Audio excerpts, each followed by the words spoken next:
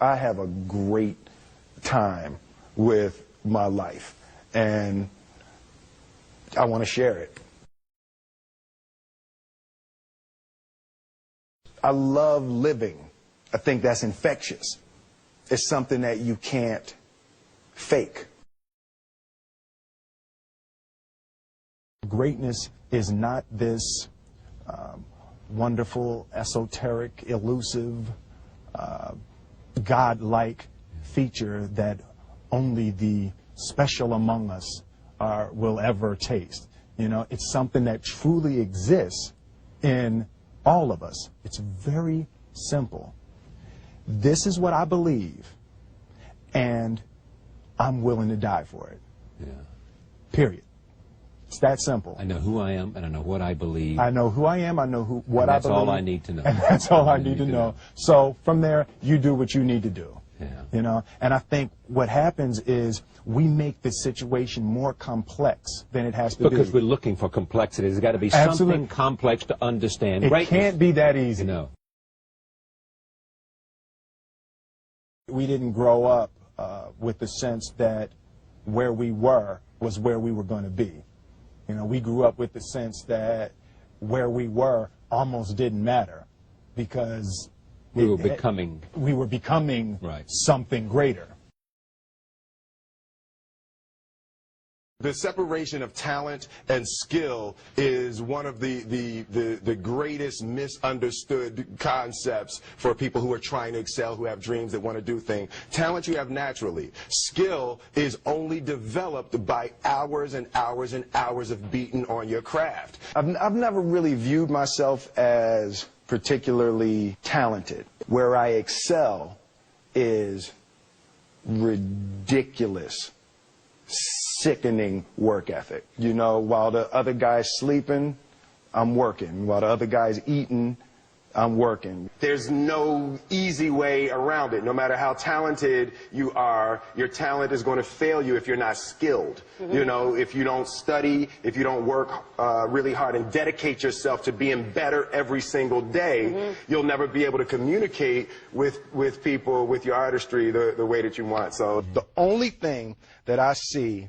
that is distinctly different about me is I'm not afraid to die on a treadmill. You might have more talent than me, you might be smarter than me, but if we get on the treadmill together, right, there's two things. You're getting off first, or I'm going to die. It's really that simple. One summer, his dad tore down a brick wall on the front of his business and told 12-year-old Will and his 9-year-old brother to rebuild it, a job they said was impossible. It took them a year and a half, but they did it. And he said, now don't you ever tell me it's something that you can't do. You don't try to build a wall.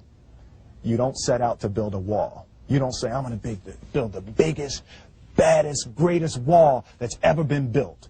You don't start there. You say, I'm going to lay this brick as perfectly as a brick can be laid. And you do that every single day. And soon you have a wall. And soon you have a wall.